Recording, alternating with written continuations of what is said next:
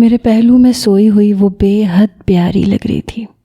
میں نے شہادت والی انگلی سے اس کے بالوں کو اس کے چہرے سے پیچھے کیا۔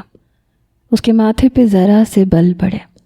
اس نے آنکھیں کھولیں، مجھے اپنے بے حد قریب دیکھا تو فوراً سے نظریں چرا کے پیچھے ہٹ گئی۔ کچھ میں بھی نظریں چرا گیا تھا۔ ہمارے بیچ میں چاہ کے بھی بے تکلفی نہیں ہو پائی تھی۔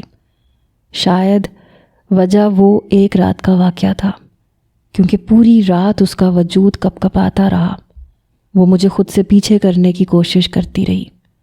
ہم لوگ جذبات میں آ کے اپنے بدلے میں ایسا قدم اٹھا تو لیتے ہیں، لیکن ایک پچھتاوا سا دل میں لگ جاتا ہے، کیونکہ گناہ گناہ ہوتا ہے۔ اتنا آسان نہیں ہوتا گناہوں کا بوجھ اٹھانا۔ ووٹ کے کمرے سے باہر جا چکی تھی، لیکن میں وہیں لیٹا رہا۔ کافی دیر نور کے بارے میں سوچتا رہا۔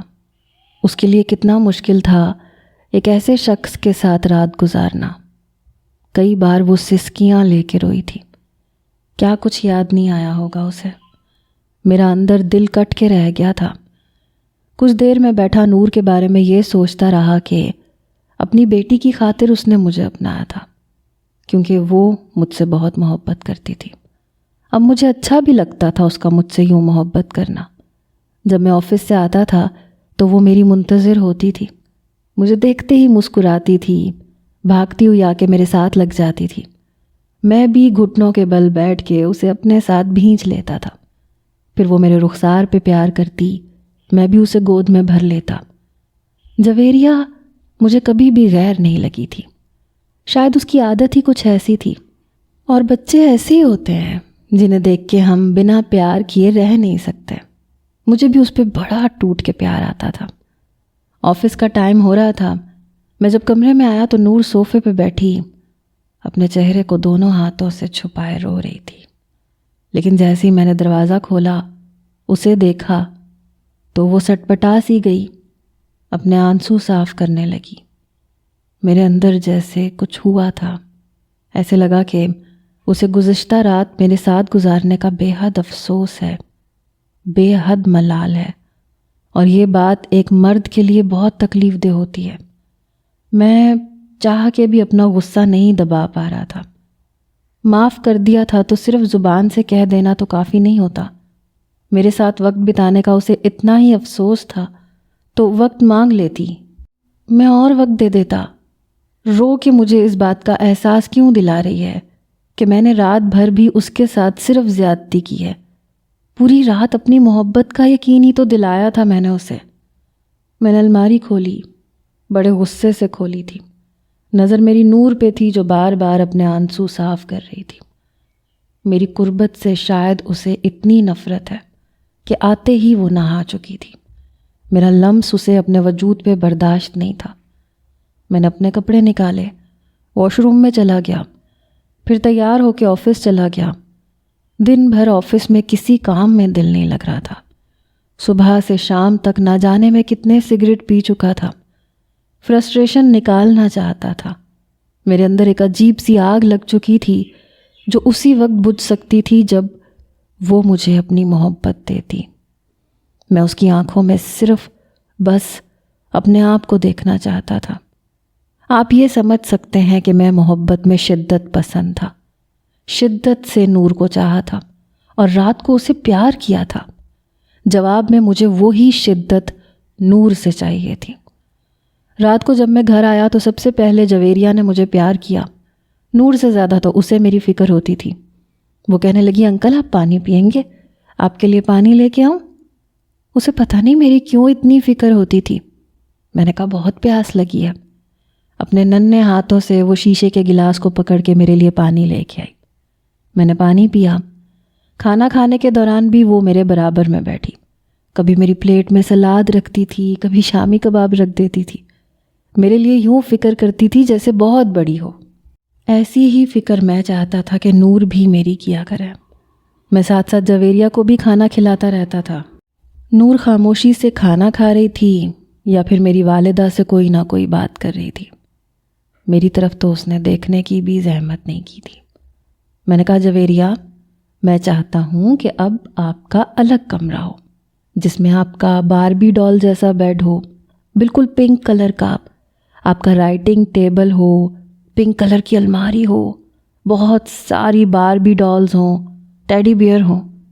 میری بات سن کے وہ مسکرائی، کہنے لگی ہاں انکل مجھے اپنا ایک سیپریٹ روم چاہیے۔ میری بات سن کے نور نے برجستہ میری طرف دیکھا تھا۔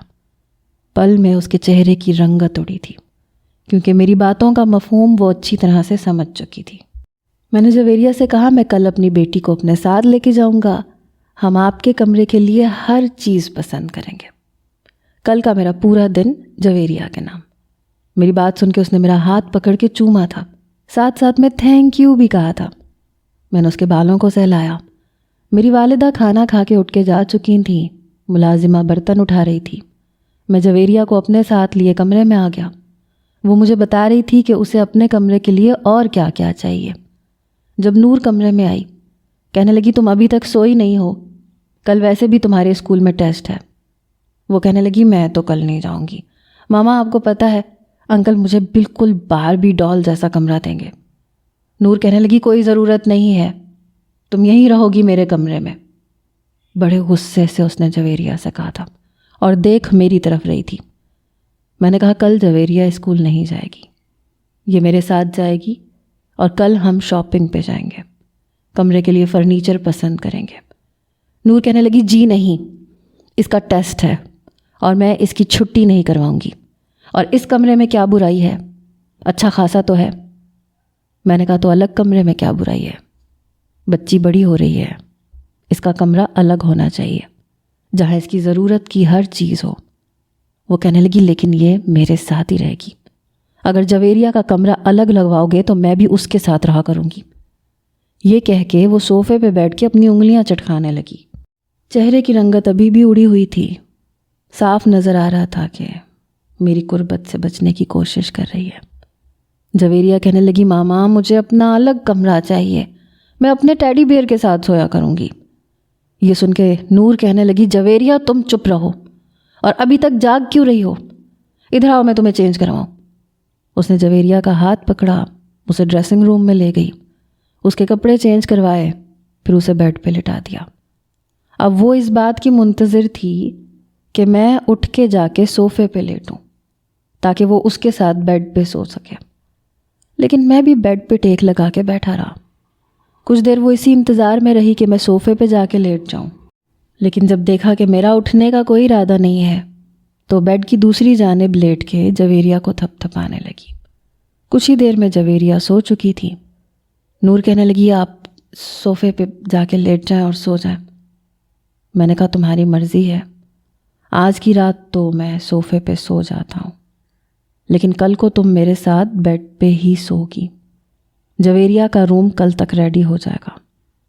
میری بات سن کے وہ بری طرح سے نروس ہوئی تھی، کہنے لگی کیا ضرورت ہے الگ کمرے کی؟ میں نے کہا تمہیں نہیں پتا، چلو میں تمہیں بتا دیتا ہوں۔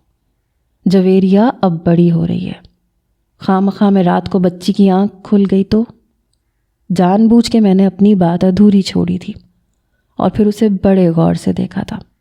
مسکرا کے معنی خیزی سے ایک آنکھ ونک کر کے میں نے کہا بری سی بات ہو جائے گی، سمجھا کرو۔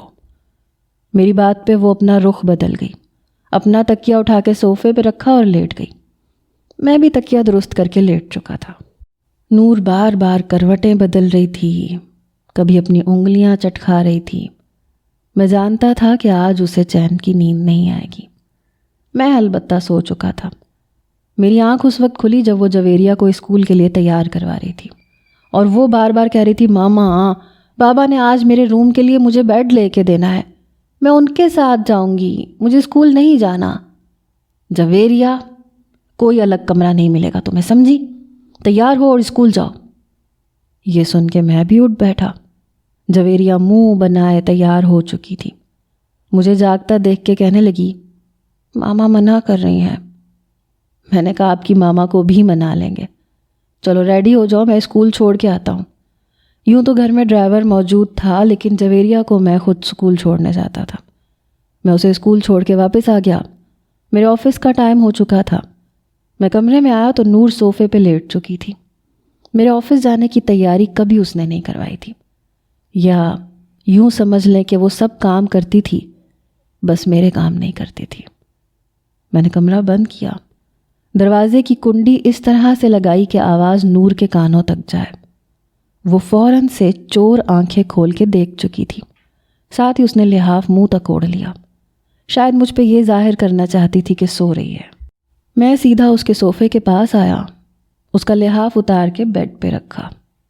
وہ جاگ رہی تھی، مجھے دیکھ کے کہنے لگی، یہ کیا بدتمیزی ہے، میں سو رہی تھی۔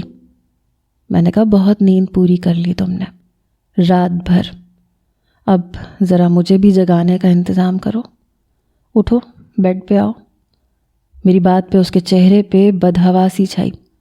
وہ کہنے لگی، وہ 8 بج رہے ہیں۔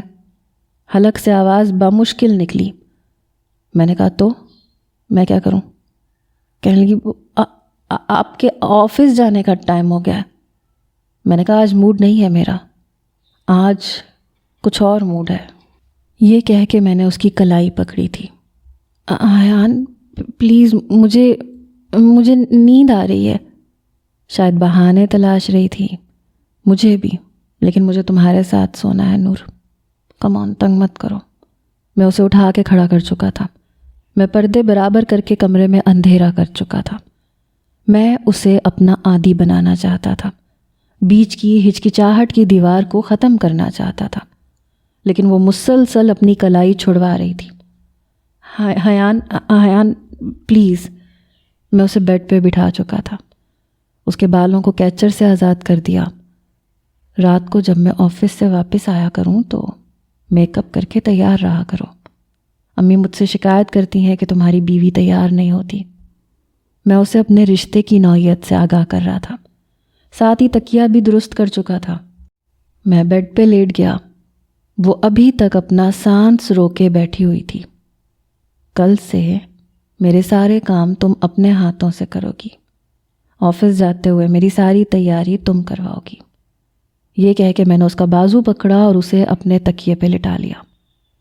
رات کو ہم ڈنر باہر کریں گے نور، اور تمہاری رونمائی کا تحفہ کینڈل لائٹ ڈنر کے دوران تمہیں پہناؤں گا۔ یہ کہتے ہوئے جیسے ہی میں اس پہ جھکنے لگا وہ پیچھے ہٹ گئی۔ ایان مجھے وقت چاہیے۔ میں نے کہا، نہیں دے سکتا، بہت وقت دے چکا ہوں نور، اب تمہارے بغیر نیند نہیں آتی، پوری رات میں بھی نہیں سویا۔ کم آن، ادھر آؤ۔ اپنا ہاتھ پھیلا کر میں نے اسے اپنے قریب بلایا تھا، لیکن وہ نہیں آئی، اور میں یہ جانتا تھا۔ وہ رونے لگی تو مجھے بے تحاشا غصہ آیا، مگر ضبط کر گیا۔ اتنی نفرت کرتی ہو مجھ سے تو کل معاف کرنے کا ڈرامہ کیوں کیا تھا نور؟ صرف زبان سے اقرار کرنا کافی نہیں ہوتا، دل کو بھی صاف کرنا پڑتا ہے۔ اپنی قربت کا جام پلا کے مجھے پاگل کر کے اب دامن بچانا چاہتی ہو تو اب یہ ممکن نہیں ہے۔ رونا بند کرو اپنا۔ میرا لہجہ اس بار سخت ہوا تھا۔ میں نے اپنی بیٹی کی خاطر یہ قدم اٹھایا تھا، وہ روتے ہوئے بولی۔ اٹھایا تھا تو اپنی مرضی سے تھا نا، اب نبھاؤ۔ میں بھی نبھا رہا ہوں اور پوری ایمانداری سے نبھا رہا ہوں۔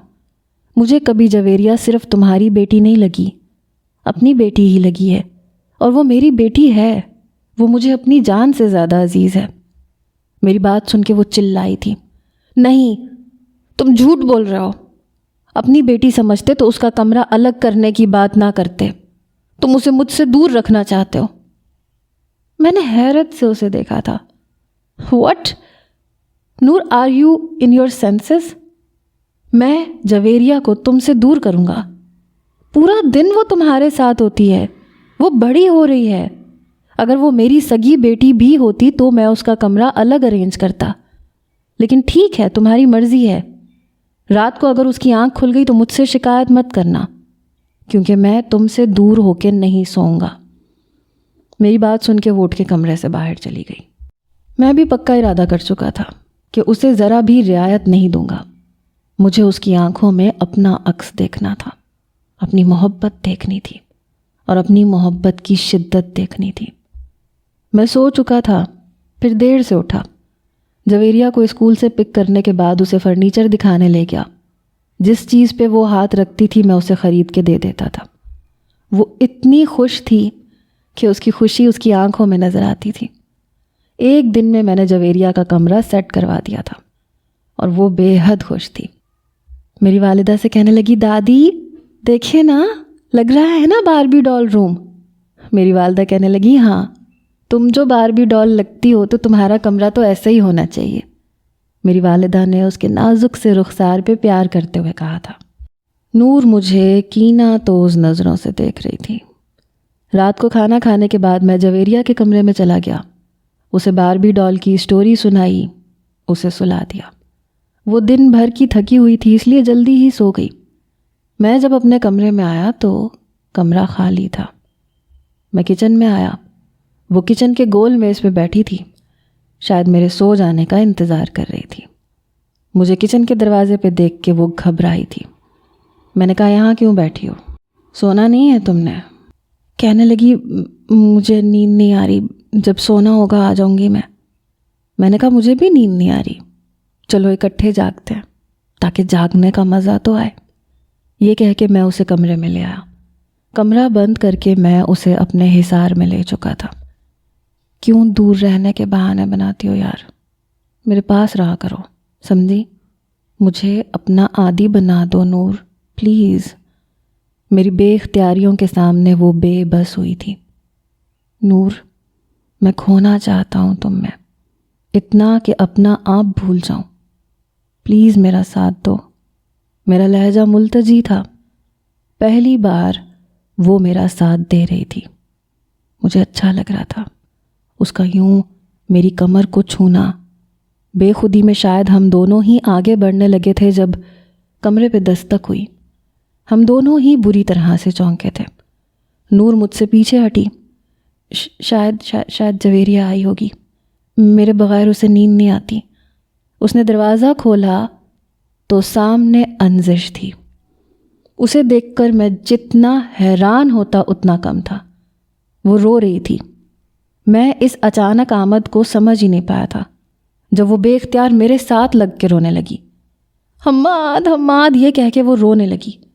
میری تو جیسے جان نکلی تھی. میں نے اسے خود سے پیچھے کیا. میں نے کہا, کیا ہوا ہے حماد بھائی کو؟ وہ کہنے لگی, اس نے میرے ساتھ اچھا نہیں کیا, میں واپس آ گئی ہوں, اب میں کبھی بھی لندن نہیں جاؤں گی. اس نے میری زندگی کو جہنم بنا کے رکھ دیا ہے. بار بار مجھے تانے دیتا ہے, کہتا ہے تم مجھ سے نہیں حیان سے محبت کرتی ہو. یہ کہتے ہوئے اس نے اپنا بازو اوپر کیا. جلی ہوئی سگریٹ کا نشان تھا وہاں.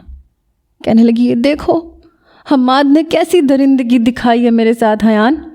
وہ انسان نہیں ہے, وہ جلاد ہے, ایک شکی انسان ہے, ہر وقت شک کرتا رہتا ہے. میں نے بہت کوشش کی کہ اس کے ساتھ زندگی گزار لوں اور پچھلی باتوں کو بھول جاؤں, لیکن وہ بھولنے نہیں دیتا. اس نے میری زندگی کو اجیرن بنا کے رکھ دیا ہے اور ابھی بھی میں اسے بنا بتائے آئی ہوں. میں نے کہا, شرم نہیں آتی تمہیں جھوٹ پہ جھوٹ بولتے ہوئے؟ مجھے بھی پتا تھا کہ اپنے جھوٹ کی خاطر تم خود کو بھی تکلیف دینے سے گریز نہیں کرو گی.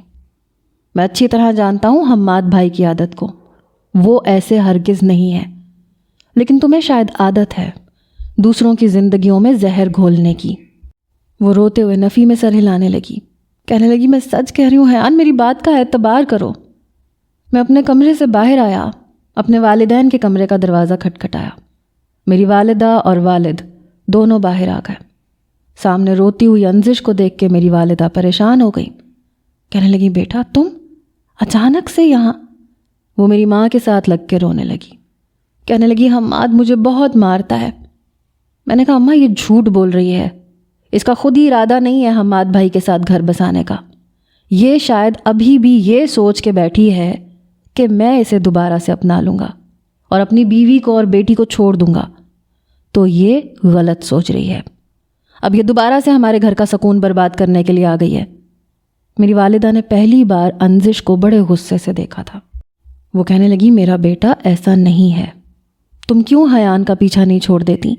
میں نے ہمیشہ حیان کی باتوں کے بجائے تمہاری باتوں کا بھروسہ کیا ہے, لیکن جب نور کی باتیں میں نے سنی تو مجھے بہت دکھ ہوا تھا.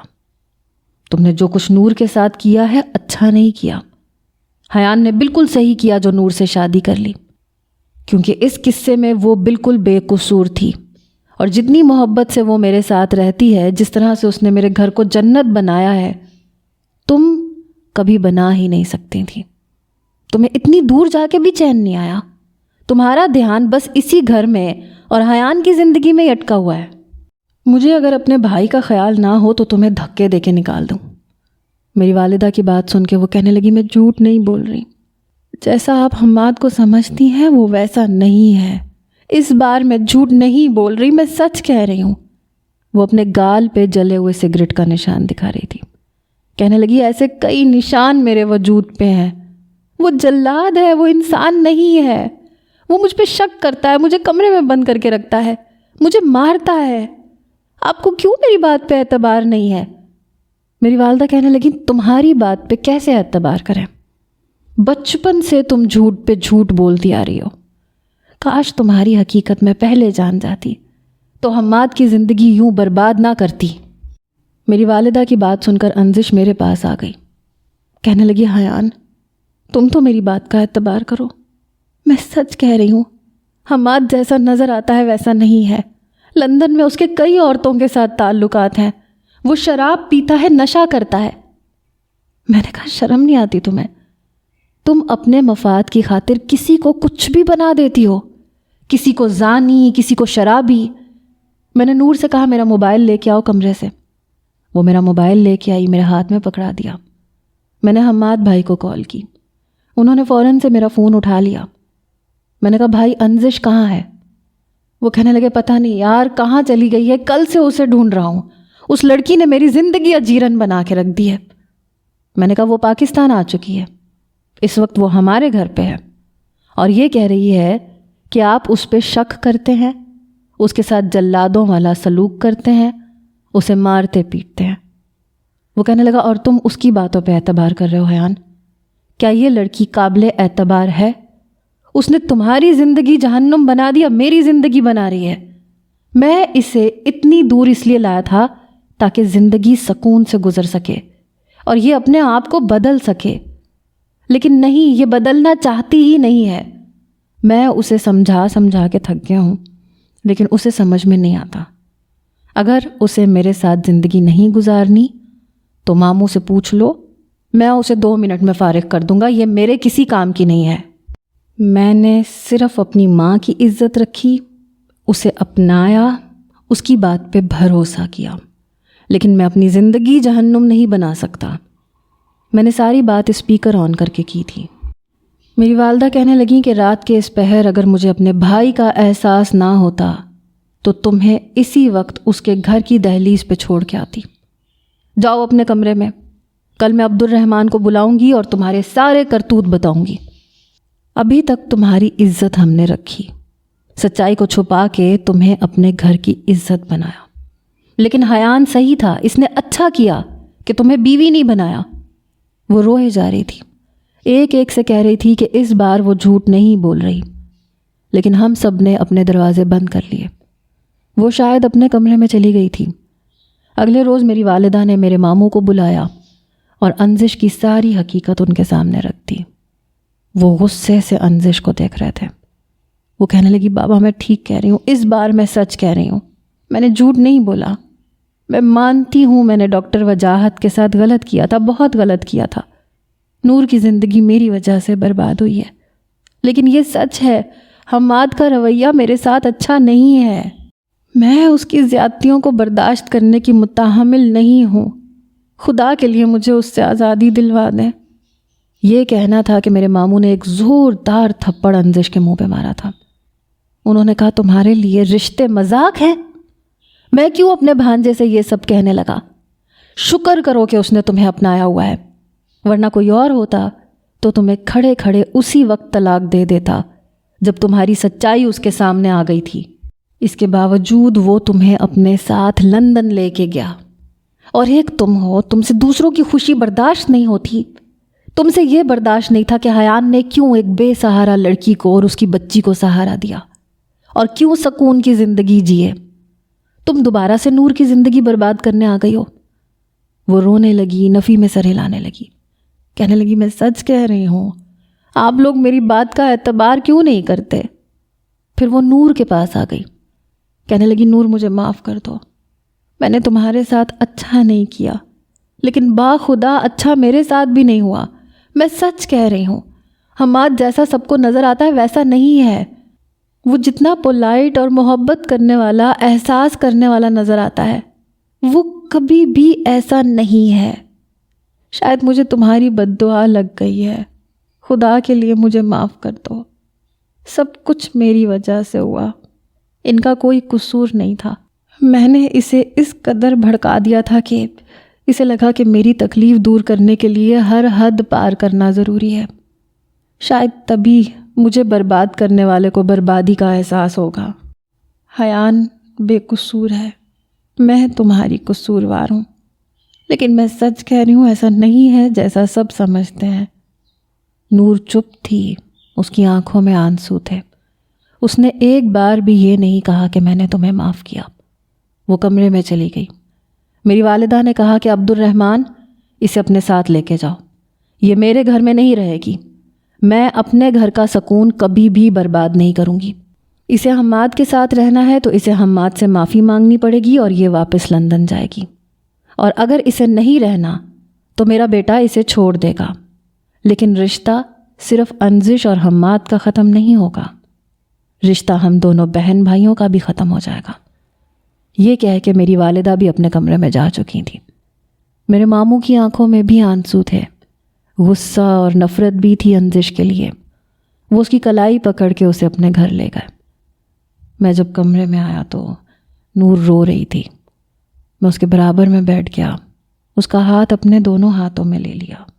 وہ کہنے لگی میں اس لڑکی کو کبھی معاف نہیں کر سکتی، اس کے ایک جھوٹ نے بہت سی زندگیوں کو برباد کر دیا، اور شاید یہ یہاں پہ اسی لیے آئی ہے۔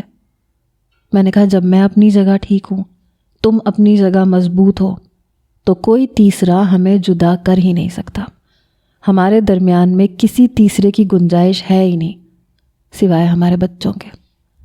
میں نے نور کا سر اپنے کندھے پہ رکھا، اس بار اس نے میرا ہاتھ بڑی مضبوطی سے پکڑا۔ چند روز بعد حماد بھائی واپس آ گئے اور وہ بڑے غصے میں تھے۔ میری والدہ سے کہنے لگے آپ نے میری زندگی برباد کر دی ہے، یہ لڑکی بہت جھوٹی ہے، ایک نمبر کی ڈرامے باز ہے، یہ وہاں سے غائب ہو گئی اور میں پاگلوں کی طرح اسے لندن میں ڈھونڈتا رہا، اگر حیان مجھے فون پہ نہ بتاتا تو میں ابھی تک اسے پاگلوں کی طرح ڈھونڈتا پھر رہا ہوتا۔ میری والدہ کہنے لگی میں عبد الرحمن سے بات کروں گی، یا تو وہ انزش کو اپنا گھر بسانے کا بولے اور وہ تمہارے ساتھ لندن واپس جائے، یا پھر ہم بہن بھائیوں کا رشتہ بھی ٹوٹ جائے گا۔ اسی شام میرے ماموں ممانی ہمارے گھر آئے، ہم سبھی بیٹھے ہوئے تھے جب میری والدہ نے میرے ماموں سے کہا اپنی بیٹی سے پوچھ لو وہ کیا چاہتی ہے، یا تو وہ حماد کے ساتھ جائے گی یا پھر سب رشتے ختم۔ میرے ماموں کہنے لگے یہ حماد کے ساتھ جائے گی، ہر صورت میں واپس جائے گی، ورنہ میرا بھی اپنی بیٹی سے کوئی تعلق نہیں، میں آپ کو نہیں چھوڑوں گا آپا، میں اسے چھوڑ دوں گا۔ یہ سن کے انزش روئے جا رہی تھی، کہنے لگی آپ لوگوں کو میری بات کا کیوں اعتبار نہیں ہے، میں سچ کہہ رہی ہوں، حماد ایسا نہیں ہے جیسا آپ لوگ سمجھ رہے ہیں۔ حماد کہنے لگا اپنی بکواس بند رکھو، تم جیسی لڑکی کے ساتھ میں گزارا کر رہا ہوں، میرا احسان مانو، میں تمہیں کھڑے کھڑے طلاق دے دوں گا، مجھے بس ماموں کا خیال ہے کہ شاید وہ یہ غم برداشت نہ کر سکے اور میری ماں اور ماموں کے بیچ میں دراڑ نہ آ جائے، ورنہ تم میرے نزدیک کوئی اہمیت نہیں رکھتی۔ میرے ماموں نے انزش سے کہا کہ یا تو تم حماد کے ساتھ واپس چلی جاؤ یا پھر میرے گھر سے بھی نکل جاؤ، میں سمجھ لوں گا میری ایک ہی بیٹی تھی، تم تھی ہی نہیں۔ وہ روتے دھوتے حماد کے ساتھ واپس لندن جا چکی تھی۔ پتہ نہیں کیوں، لیکن اس بار مجھے اس کی آنکھوں میں دیکھ کے یہ لگا تھا کہ وہ جھوٹ نہیں بول رہی، کیونکہ اتنا اندازہ تو مجھے بھی تھا کہ میرا بھائی وہاں ڈرنک کرتا ہے، شاید دوسری عورتوں کے ساتھ تعلقات بھی ہوں، لندن میں یہ کوئی انہونی بات نہیں ہے، اور ایک بار مرد عورت کے درمیان شک آ جائے تو وہ ایسی حرکتیں کرتا ہے، خاص طور پہ اگر وہ شراب بھی پیتا ہو تو۔ لیکن جو کچھ انزش نے کیا تھا وہ یہ سب ڈیزرو کرتی تھی۔